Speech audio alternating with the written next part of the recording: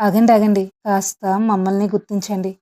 ఈరోజు మా ఇంటి స్పెషల్ ఎంతో రుచికరమైన వంటకం చింతకూర పప్పండి. నాకిష్టమైన పప్పు వంటకాల్లో ఎంతో ఇష్టమైనది, మొదటి స్థానంలో ఉండేది పప్పు చింతకూరేనండి.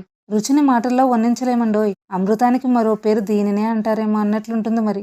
కానీ శ్రద్ధ పెట్టి చేయలేదనుకోండి, దీని రుచి మీరు జన్మలో కూడా చూడలేరు. చాలామంది పప్పు దించేటప్పుడు చివర్లో ఏస్తారు ఆకును. ఎప్పుడూ కూడా ఏ ఆకుకూర అలా వేయకూడదండి.